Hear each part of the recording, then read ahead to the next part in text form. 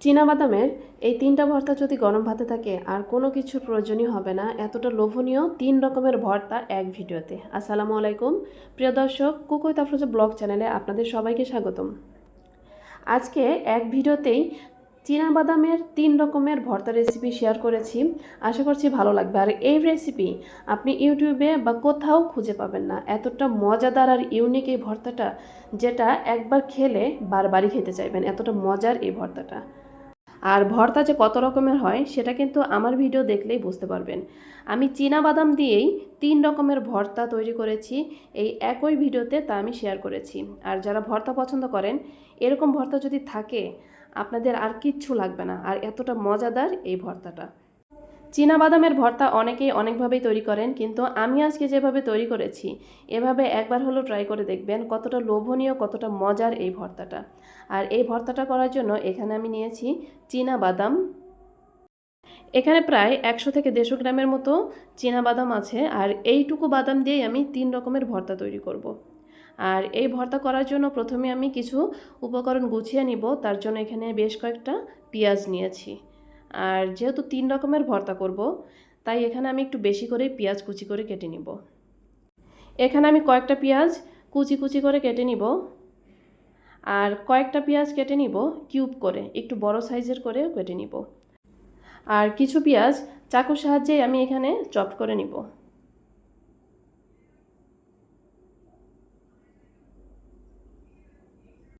ভিডিওটি কেউ স্কিপ করবেন না, কারণ আজকের এই ভর্তাটা এতটাই মজাদার হতে চলেছে যেটা পুরোটা না দেখলে বুঝতে পারবেন না। আর এরকম ভর্তা যদি তৈরি করে খান, একবার তৈরি করলে বারবারই তৈরি করতে চাইবেন।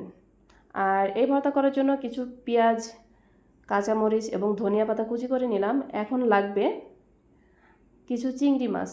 এখানে যেহেতু আমি 3 ধরনের ভর্তা তৈরি করব, এক ধরনের ভর্তা তৈরি করতে আমার লাগবে চিংড়ি মাছ, যার কারণে আমি কয়েকটা চিংড়ি মাছ ভালো করে পরিষ্কার করে ধুয়ে নিব।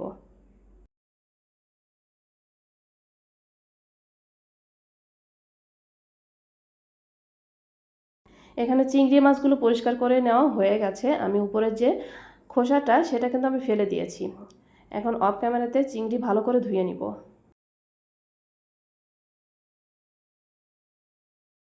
এখানে চিংড়ি মাছগুলো ধুয়ে নেওয়া হয়ে গেছে।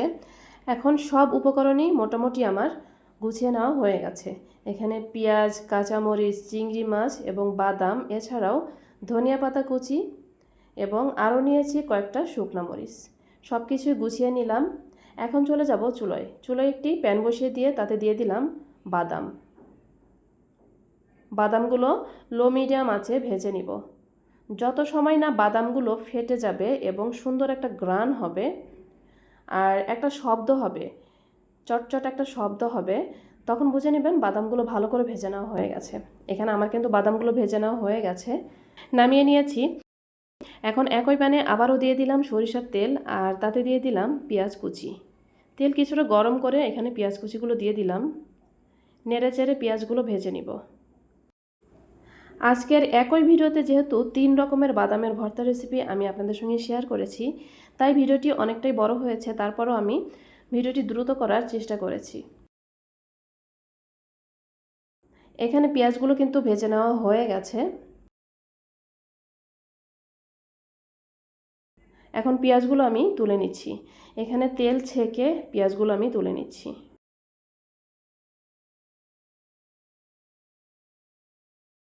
এখন একই তেলে দিয়ে দিলাম শুকনা মরিচ। শুকনা মরিচগুলো একটু ভেজে নিব। শুকনো মরিচ সামান্য একটু ভেজে নিয়ে তারপরে এর মধ্যে দিয়ে দিলাম রসুনের কোয়া। এখানে বেশ কয়েকটা রসুনের কোয়া দিয়েছি, যেহেতু আমি 3 রকমের ভর্তা তৈরি করব, একসঙ্গে সব কিছু ভেজে নিব।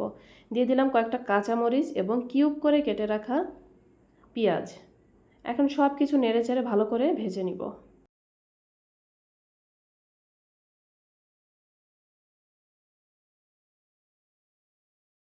এখানে পেঁয়াজ, মরিচ, রসুন সব কিছুই ভেজে নেওয়া হয়ে গেছে।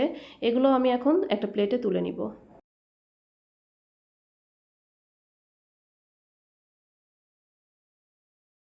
এখন একই কড়াইতে দিয়ে দিলাম সামান্য একটু পেঁয়াজ কুচি, আর দিয়ে দিব ধনিয়া পাতা কুচি। এখানে আমি ধনিয়া পাতা কেটে নিচ্ছি। আর এই ধনিয়া পাতাগুলো কেন ভেজে নিচ্ছি সেটাও আমি ভিডিওতে দেখাবো, তাই সম্পূর্ণ ভিডিও জুড়ে অবশ্যই সঙ্গে থাকতে হবে। যারা ভর্তা প্রেমী আছেন, পুরো মাসব্যাপী আমার চ্যানেলে বিভিন্ন রকমের ইউনিক মজাদার ভর্তা রেসিপি আপলোড হয়, প্রতিদিন একটা করে। যারা ভর্তা পছন্দ করেন তারা চাইলে আমার চ্যানেলটি সাবস্ক্রাইব করে পাশে থাকা বেল আইকন প্রেস করে দিতে পারেন। যখন আমি নতুন নতুন অনেক মজাদার ভর্তা রেসিপি আপলোড করব, সঙ্গে সঙ্গে আপনারা নোটিফিকেশন পেয়ে যান এবং নোটিফিকেশন ধরে এই মজাদার ভর্তাগুলো দেখে নিতে পারেন। ধনিয়া পাতা ভেজে নেওয়া হয়ে গেছে। এখন ওই প্যানেই আমি সামান্য একটু সয়াবিন তেল দিয়ে দিলাম, তাতে দিয়ে দিলাম চিংড়ি মাছ। এখানে লো মিডিয়াম আছে চিংড়ি মাছগুলো ভেজে নিব। এখন দিয়ে দিলাম সামান্য একটু চপড করে কেটে রাখা পেঁয়াজ। এখানে চিংড়ি মাছের সঙ্গে অবশ্যই পেঁয়াজ দিতে হবে। পেঁয়াজ দিয়ে সামান্য একটু নেড়ে চেড়ে এর মধ্যে দিয়ে দিলাম সামান্য একটু লবণ আর হলুদের গুঁড়া। এখন ভালো করে নেড়ে চেড়ে কিছু সময় ভেজে নিব।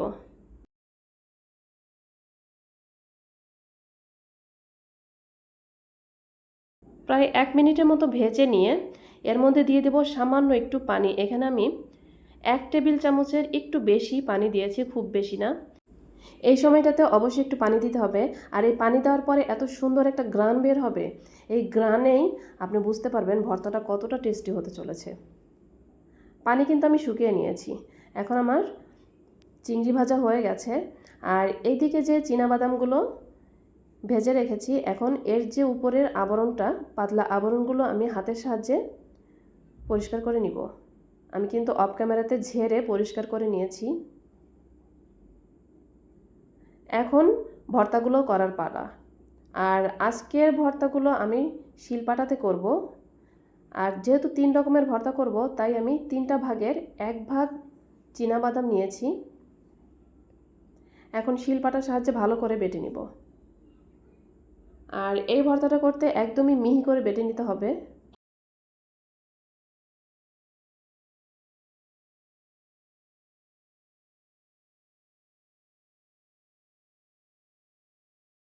বাদামগুলো বেটে নেওয়া হয়ে গেছে। এখন নিয়ে নিচ্ছি কয়েকটা শুকনো মরিচ এবং ভেজে রাখা পেঁয়াজ, কাঁচা মরিচ আর রসুন। নিয়ে নিলাম সামান্য একটু লবণ।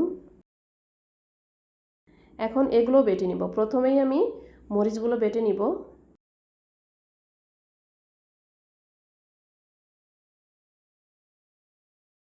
ঝাল আপনাদের প্রয়োজন মতো নিয়ে নিতে পারেন। যারা বেশি ঝাল খান তারা বেশি করে মরিচ নেবেন, যারা কম খান তারা কম করে নেবেন।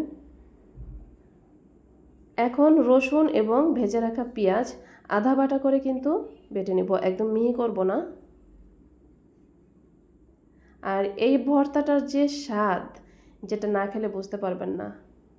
ভিডিওটি কিন্তু কেউ স্কিপ করবেন না, কেননা এই ভর্তার স্বাদ বাড়ানোর জন্য কয়েকটা টিপস অবলম্বন করেছি। আর ভিডিও শেষে গিয়ে এমন কিছু উপকরণ দিয়েছি যেটার কারণে ভর্তাগুলোর স্বাদ অনেক গুণে বেড়ে গেছে। এই ভর্তাটা কিন্তু বেটে নেওয়া হয়ে গেছে। এখন ভালো করে মিশিয়ে নিব।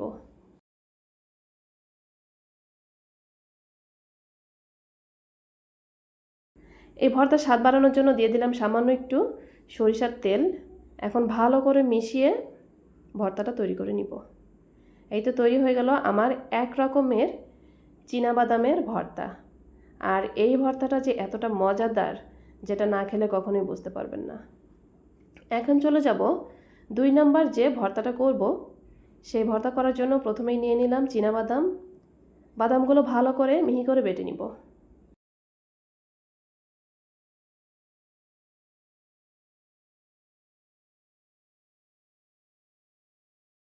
বাদামগুলো মিহি করে বেটে নিয়েছি। এখন ভেজে রাখা পেঁয়াজ এবং চিংড়ি মাছটাও দিয়ে দিলাম। আরও দিয়ে দিলাম ভেজে রাখা শুকনা মরিচ, দিয়ে দিলাম কয়েকটা কাঁচা মরিচ ভেজে রাখা।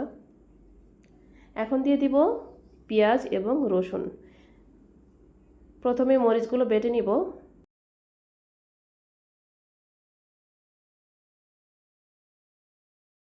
এখন চিংড়ি মাছগুলো বেছে নিয়ে আলাদা করে মিহি করে বেটে নিব। এখানে আপনারা ছোট চিংড়িও ইউজ করতে পারেন, যে কোনো চিংড়ি মাছই নিতে পারেন। আর এই চিংড়ি মাছ দেওয়ার কারণে এই ভর্তাটার টেস্ট এতটাই মজার হয়, না খেলে কখনোই বুঝতে পারবেন না। আর এই ভর্তাটা যখন আমি করছিলাম তখন এত সুন্দর একটা সুগন্ধ বের হচ্ছিল, আমার মনে হচ্ছিল তখনই খেয়ে নেই, এমনিতেই খিদে পেয়ে যাবে এরকম ভর্তা যদি চোখের সামনে থাকে। এদিকে কিন্তু আমার এই ভর্তাটাও করা হয়ে গেল। পেঁয়াজ রসুন কিন্তু আধা বাটা করে মিশিয়ে নিয়েছি। আর এই ভর্তাতে আমি কোনো রকমের তেল দিব না, সরিষার তেল কিন্তু এই ভর্তাতে আমি দেইনি। এই তো তৈরি হয়ে গেল আমার 2 নম্বর ভর্তা। এখন চলে যাব সবচেয়ে মজাদার যে ভর্তাটা সেটা তৈরি করার জন্য। আর এটা কিন্তু স্কিপ করবেন না, এটা কিন্তু অবশ্যই দেখবেন। আর এই ভর্তাটা এতটাই মজার হয় যেটা বলে বোঝাতে পারবো না। এই 3টা ভর্তার মধ্যে এইটা হলো সবচেয়ে মজার একটা ভর্তা। তার জন্য বাদামগুলো ভালো করে আমি বেটে নিচ্ছি, একদম মিহি করে বাটবো না। এখানে অর্ধেক বাদাম মিহি করে বেটে নিব আর অর্ধেক বাদাম আধা ভাঙা করে বেটে নিব।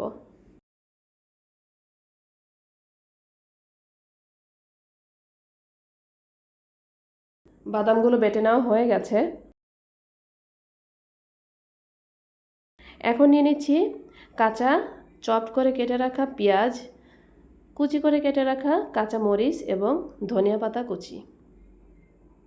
দিয়ে দিলাম ভেজে রাখা ধনিয়া পাতা আর দিয়ে দিলাম ভেজে রাখা পেঁয়াজ রসুন মরিচ। এখন এগুলো আধা বাটা করে বেটে নিব, একদম মিহি করে বেটে নেওয়া যাবে না কিন্তু। এই ভর্তাটার যে টেস্ট আর এত সুন্দর ফ্লেভার, যেটা আসলে না খেলে বুঝতেই পারবেন না। এখন দিয়ে দিব স্বাদ বাড়ানোর জন্য সরিষার তেল। সরিষার তেল দিয়ে যখন এই ভর্তাটা আমি মাখাচ্ছিলাম, এতটা সুন্দর একটা সুগন্ধ যেটা আসলে বোঝাতে পারবো না আপনাদেরকে। খুবই মজাদার এই ভর্তাটা। আর এই ভর্তাটা গরম ভাতের সঙ্গে তৈরি করার সঙ্গে সঙ্গেই খেলে এর টেস্টটা ভালো আসে। অনেক সময় যদি তৈরি করে রেখে দেওয়া যায় এর টেস্টটা অনেকটাই নষ্ট হয়ে যায়।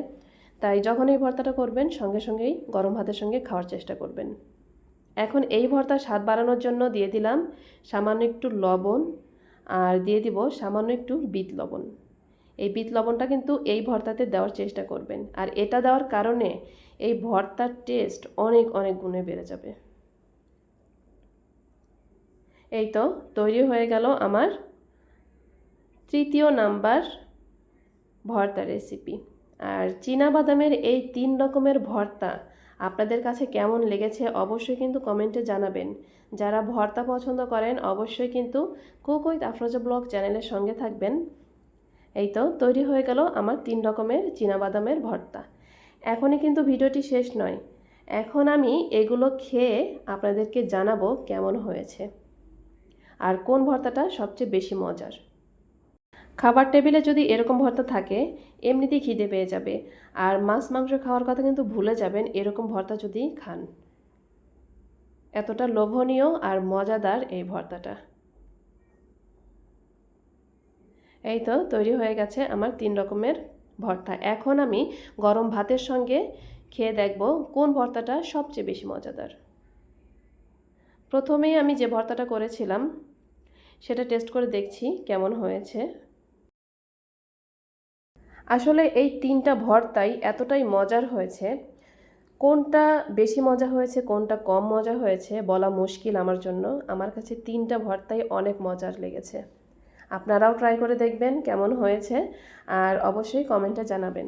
আজকের মতো এই পর্যন্তই, সবাই ভালো থাকবেন, আল্লাহ হাফেজ।